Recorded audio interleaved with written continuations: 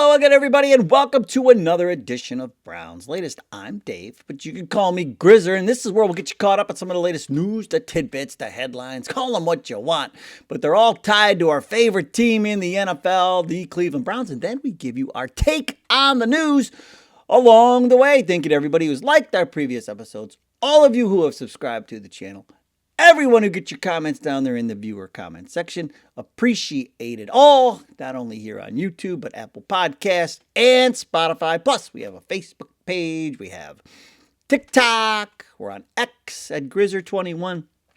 So lots of places you can get your voices heard when it comes to the Cleveland Browns. Now, coming up on today's show, the Cleveland Browns Foundation Golf Tournament is today, but that's not the most significant event that happens on June 1st in the NFL. We dug into the recent trade rumors surrounding Shedeur Sanders. We'll also go over the what will Deshaun Watson do in 2026 poll results, and then in the viewer comments, lots of love for our new wideouts. But first things first, new week, new schedule. Here's what we're looking at. Last week of OTAs, folks. We have the big golf tournament today. They'll talk out there, but they're going to be talking more about golf and raising money and things like that. There will be football questions, but typically you won't get any answers here. Wednesday, though, after OTAs, they'll be talking again. So we'll hear from players and coaches on Wednesday. That's when it'll be more football talk. Today, more fun. Wednesday, more football talk. But you have OTAs Tuesday, Wednesday, Thursday, Friday. 2nd, 3rd, 4th, and 5th this week. An extra day, OTA. Who doesn't want more OTAs? I mean, come on. Then, next week, mandatory veteran minicamp. Everybody's got to be there. Mandatory is in the title. So June 9th through 11th. June 9th, my dad's birthday. But I digress. Training camp, still no dates on training camp. But let's get back to a significant date in the NFL. We're on it, June 1st. More specifically, post-June 1st. So after June 1st is where things start to get interesting. Because after June 1st, there are players you can cut, you can trade players, and then take their cap hit and spread it out over 2 years. You don't have to take the full hit anymore. So let's break this down. Why is June 1st such a big day in the NFL? Well, before June 1st, if a player is released or traded, all remaining prorated signing bonus money and any other accelerated amounts counts fully against the team's season salary cap. The current one, the current salary cap. Make any moves before June 1st, you're on the hook for it this year. So this can create a large 1-year cap hit for a player who's no longer on the roster. But if you wait until after June 1st, you can spread that dead cap hit, future prorated bonuses, over 2 seasons instead of taking the full hit immediately. This provides significant cap release. This date gives teams a strategic checkpoint after free agency and the draft, but before trading camp, to manage their books more flexibly. That's the significance of June 1st. You can spread things out post June 1. Now, what about the Brownies? Here's the thing. We don't have any. You can designate 2 players per league year. We've already done that. We used Conklin and Njoku. So that's already been kind of designated. But what could still happen are trades. These are the three most common names that come up when you talk about the Browns and potential post-June 1st moves. Jerry Jeudy, of course, who is underperformed. He drops a lot and yells at quarterbacks. hasn't been a real happy camper since he signed that big deal a few years ago. So he's got a big cap hit. And with our young wide receiver room now, bringing in Casey Concepcion and Denzel Boston, plus you have Isaiah Bond. And then this guy, Ced Tillman, who also comes up as a potential trade piece for the Browns because he's got performance escalators and things, and but $3.9 million, and he's young and he's big. So I don't feel Ced Tillman as much as I do Jerry Jeudy, but Andrew Berry will have to make that decision. And then the big one, and I know nobody wants to talk about it, but we have to talk about it because what the Browns did with that contract makes Myles Garrett's contract very much more tradable. The post-June 1 trade is more cap-friendly now when it comes to Myles Garrett. You could spread that $41 million signing bonus, dead money, across 26 and 27 instead of taking the big hit in 2026. So now he's the biggest name, and I know you don't want to talk about it, but let's break this down here. Because the Myles Garrett thing, the trade thing is a thing because it's a thing. That's the thing. It's a thing. If you trade him, teams can take that money and spread it out over 2 years. You're talking about this here. Let's look at some of the numbers. Garrett's 2026 option bonus and his 2026 salary would go to the team, leaving behind his bonus proration, which is about $15 million, on the books this year. Any remaining cap charge would move to 2027. So yes, Garrett's deal becomes very tradable after today. Even though the Browns insist he won't be traded. But, they do these things for a reason. After June, this is all about the salary cap. It's a salary cap strategy. And they want to minimize the dead money. Right now, the Browns sitting around just over $17 million in cap space, which is kind of mid-range, middle of the league. I think it's the Niners they're like $70 million, the most. We'll talk more about the cap here as things play out. But I know people don't want to think about it. People don't want to talk about it, but we have to address the elephant in the room because it is a thing. And this isn't, clickbait rumors and things like it is a legitimate thing. They've seen this happen before in the league. When teams make these kind of moves, it's usually setting something up. So, do I think they're trading Myles Garrett? I will say no, but I don't think it's as strong a no as I thought in the past. Remember, he wanted to get out of here once before. And now he's on the wrong side of 30. So you're not going to get any more value for Myles Garrett than you are right now. Here's what I think. I think the Browns make that move. And now that we're here, June 1st is here, they'll listen and they'll see. And if somebody offered them a bag, it is going to take multiple first-round picks. It's going to take a Deshaun Watson-like trade to get this done. The benefit, though, is with Myles, you don't have to give him $230 guaranteed, and you can spread it out.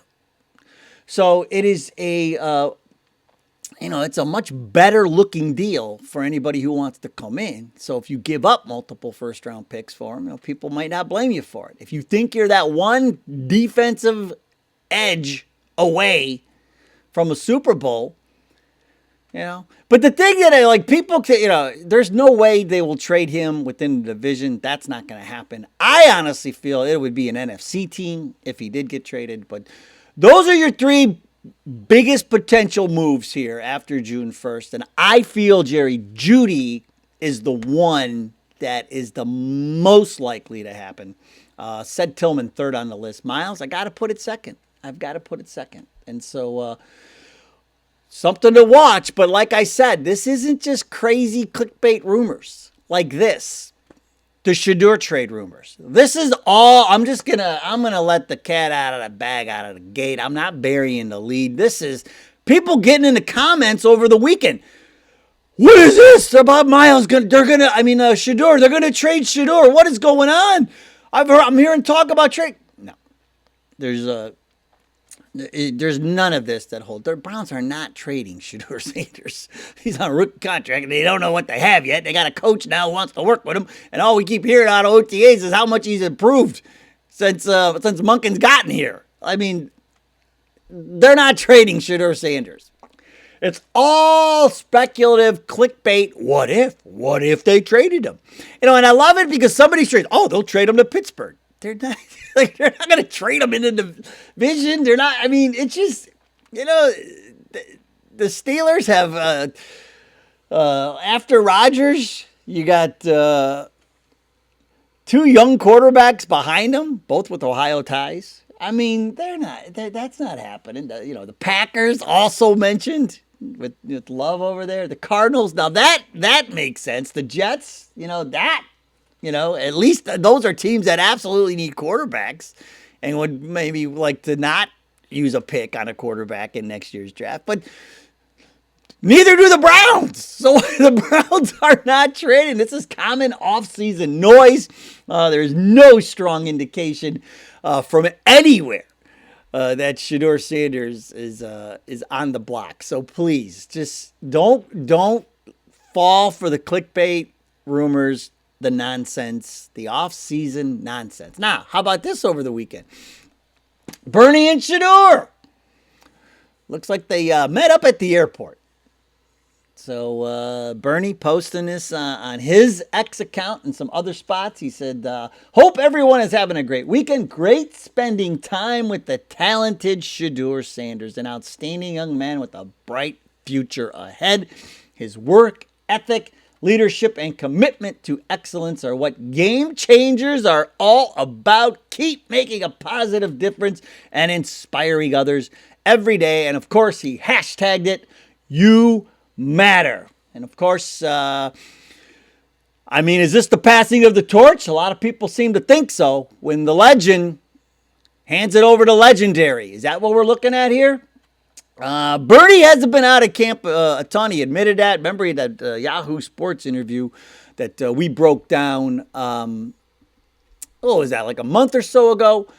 And he said he wants to see Shedeur. He like Bernie knows quarterbacks, man. And that's what we talked about before. I love when Bernie he was a color commentator for preseason games back in the day. And I thought he was great because he would see things that you didn't see. But he spoke them into existence, and then it gets you to look at the game a little bit differently.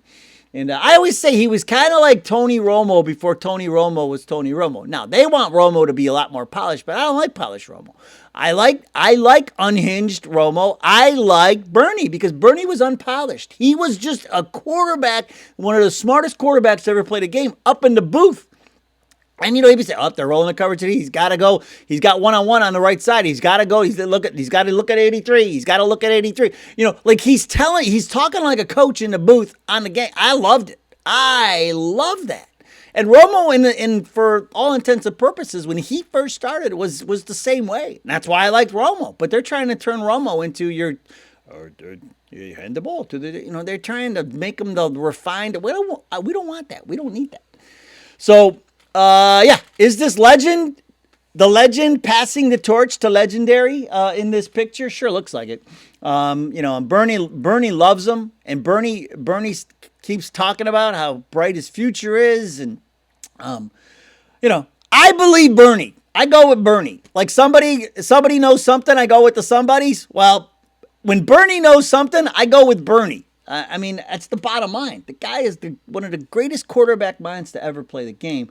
And so this fits right in. And he's been very vocal about wanting to see Shedeur. And here it is again. So don't believe the rumors, but always believe Bernie. That's what it comes down to. Don't believe the trade rumors, but always believe Bernie. That's what I'm going to say about that. Now, I tried to give all of these so-called Watson supporters. I told you I did 2 separate in-person polls with lifelong Browns fans. This was about maybe a month and a half or so ago. I told you I personally asked these people on two separate occasions, 2 different groups of people. How about Deshaun Watson? Do you want to see Deshaun? No, absolutely. Every single one said absolutely not. Every single person that I asked. And a majority of them, not all of them, but a majority of those people said, I will not watch the games if Deshaun Watson is our quarterback. That's what they said. All I can do is report the facts and respect the truth. And that's the facts and the truth right there. That's what I found out. And so I brought this up a few times, and I got people, especially like on Facebook and TikTok or whatever, like they're ruthless. But you're lying. I'm not lying. And then Tony Grossi comes out a couple weeks ago and says it himself. He says 99% of the people out there want to see Shedeur. They don't want to see Deshaun Watson. He got 99%. I had 100%. The haters don't stop. They keep coming. That's a lie. That's a lie. That's a lie. That's a lie. I'm like, we're just reporting on the pulse of the fans as it relates to the team. So I said, okay, here's what I'm going to do. I said, I'm going to give all the Watson people one shot at this. Anybody because you're not a true Brown. I mean, I think the true diehard Browns fans have seen enough of Deshaun Watson. And that's why I asked the question and I reported to you. I try to give you an idea of what the pulse of this fan base is like when it comes to certain topics. And the Deshaun Watson topic is pretty much what Jimmy Haslam said. It's a big swing and a miss. So I made a fancy graphic for the socials. That's what the experts call the social media. They call them the socials. And so I put this up. And I put it up here too. I every platform we have, I put up there. Look at the fancy graphic, the fan poll. The question is, what's the 2026 verdict for Deshaun Watson? What will Deshaun Watson do in 2026? I gave you 3 options. Ball out? Will he be elite and dominant? Flame out? Will he struggle and underperform? Or be out? Just be injured again and miss significant time. So those were the 3 options. And I told you yesterday we had one. I got an update for you. We had one person pick ball out. And then we had another person pick ball out and then said, well, I don't really believe in him. But I'm like, well, then that sounds like flame out. I mean, is that, we had 3 ball outs by my calculations, going through all of the socials. And if somebody wants to call me out on it, call me out, because I will tell you this. The vast majority of people picked flame out and be out. So it proves what I brought to you 6 weeks ago, what Tony Grossi mentioned 2 weeks ago. The fan base is not on board with Deshaun Watson starting the season as QB1. Some people wanted to combine flame out and be out. They wanted to take the 2 of the. So I'd just say, hey, it's going to be one or the other. Can I combine them? Can it be flame out and be out? Because it's going to be that. That's what's going to happen. And so I gave the Watson supporters a shot. And then there's guys like okay, on Facebook, Ted Campbell, who gets in there and says, well, Watson was injured most of the time. Now tell us about Shedeur's QBR.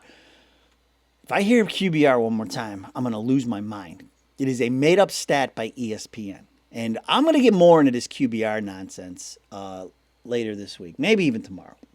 Because QBR is not a legitimate stat. It is ESPN's way of trying to push players onto the general public. They can't even explain it themselves.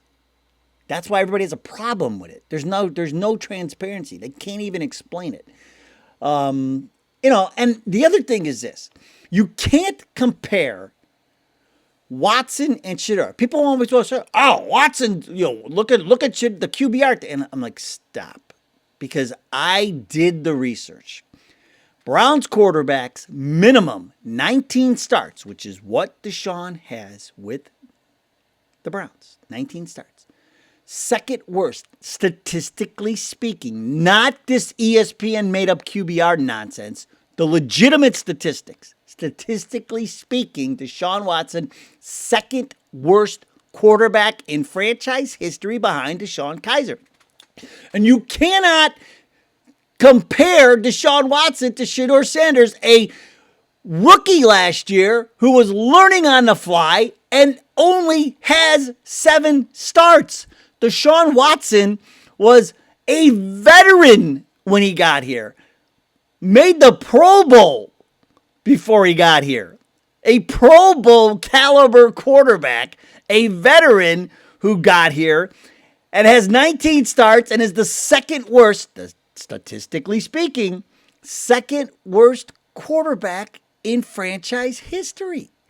So these two players are not comparable. When Shedeur gets to 19 starts, we can talk. But until then, they're not comparable. You can't do it. And the QBR thing, you gotta stop. So Watson supporters, I gave you a chance. I let this thing sit there for almost 3 days, and I got 3 ball outs. And the one ball out was, well, yeah, but I don't believe in him. Like I told you, I got 100%. Grossi says 99%. So what is this? What is it? This 99%? 99.5%? The fan base is not interested in seeing Deshaun Watson quarterback this team. That's the bottom line. You had your chance, Watson supporters. You had your chance. You had all weekend to prove me wrong. Nobody showed up. Nobody showed up. So there you go. We don't have to talk about that anymore. But what we will talk about, of course, are the viewer comments. And we'll start with James Scratchgo 666, who says, Dave, there are no Watson lovers, just Shedeur haters. And there will be a lot of people eating crow when Shedeur balls out. Yeah, well, I think that is a good way to put it, James. There are no Watson lovers, but there are plenty of Shedeur haters. And I just don't understand it. I don't get it.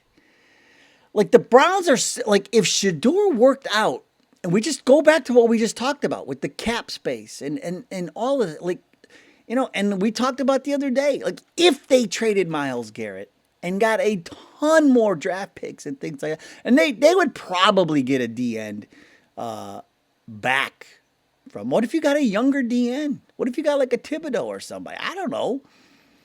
You're not going to create this big hole on the defense if they did it. You get a younger player and some more assets going forward. Like, everything is coming up roses right now for the Browns and the strategy. So, but I just don't understand it. Like, why would you not want Shedeur Sanders to work out? Like, root for that. Because if it had, this team is set up for years to come if Shedeur Sanders works out. That's what I'm rooting for. I'm rooting for my team to finally be set up in a spot where we can be looking at the playoffs every single year for the next 10 or 15 years or however long we can make it last. That's what I'm excited about.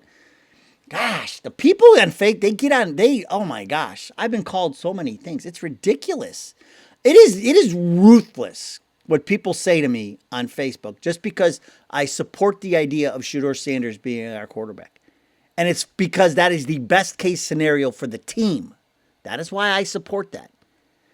I'm a dog in a fight. I cover the team. That's what I do. I'm a journalist first. I spent 25 years in news. And I'm still a journalist today. Joie Monet, 4090. Bernie Kosar spilled the beans on his recent Yahoo Sports interview. The Browns definitely told him the plan, so please go watch the interview. He's not telling you without telling you. It makes perfect sense why they are splitting the reps evenly. Now listen, Joie. Bernie said himself he hadn't been out to camp. That is not true. The Browns did not tell him what the plan is. That is not true. That is not what Bernie said in that interview. But Bernie did have a lot of great things to say about Shedeur, and he did say he wants to see Shedeur get the opportunity with all of the weapons that we have now in the revamped offense. That is what Bernie said. So no, Bernie did not. The Browns, that is not true to say the Browns definitely told him to plan. That is not true because Bernie even said himself in that interview. Now, doesn't mean he hasn't been out there since that interview, but at the time of that interview, he said he hadn't been out to Berea yet. And so, but he said, this is what I want to see. I want to see Shedeur and see what he can do with the weapons. So, but no, he's got a lot of high praise for Shedeur. Jaguar 89. Grizz, don't sleep on KC Concepcion. I'm not Jaguar. I'm the guy that told you to get him on your fantasy team this year.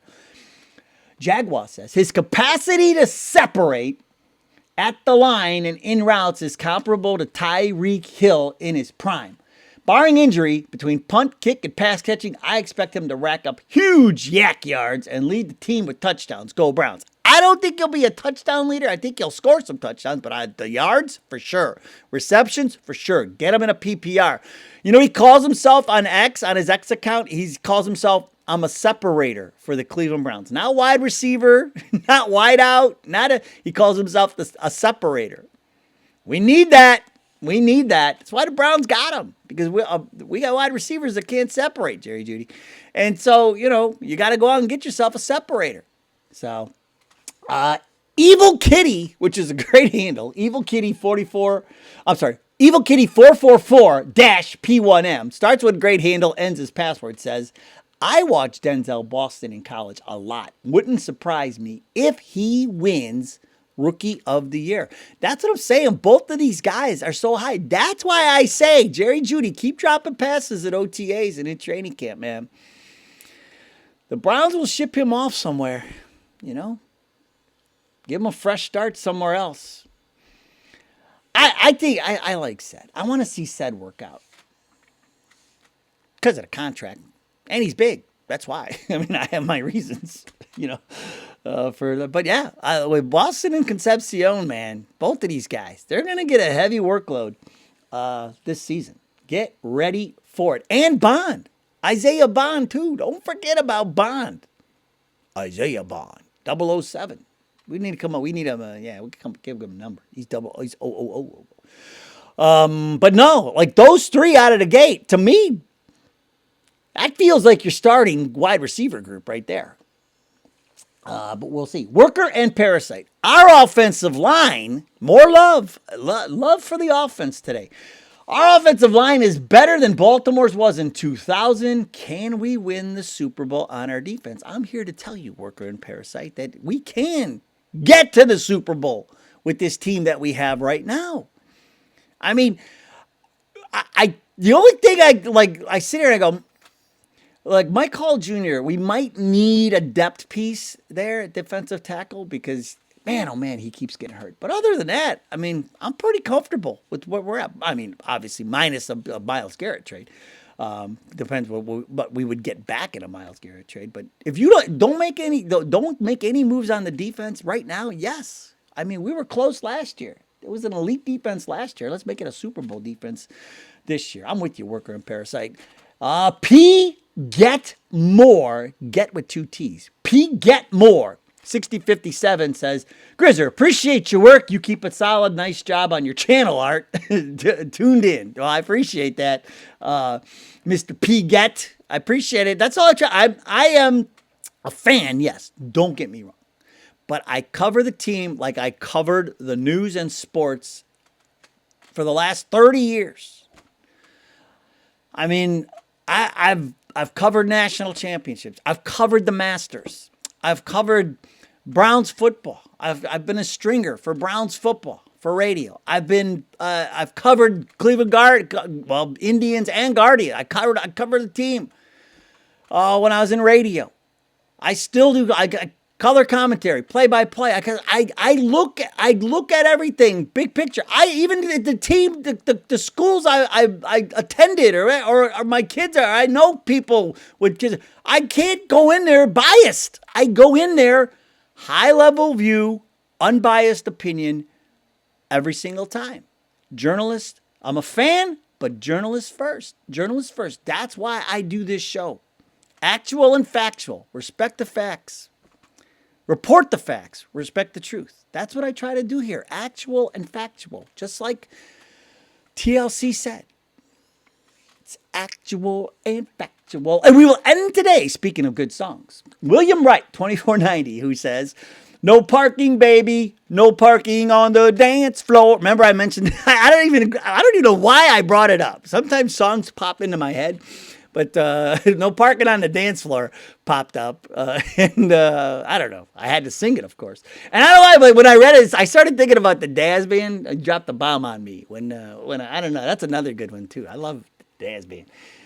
Drop the bomb on me. Well, the Browns are going to drop a bomb on the NFL this year. That's what's going to happen. Nobody sees us coming. All right, that'll do it for today's show. We'll talk about what they're talking about all week long. Thank you so much for the support you show our little show. Go Browns. We will see you next time.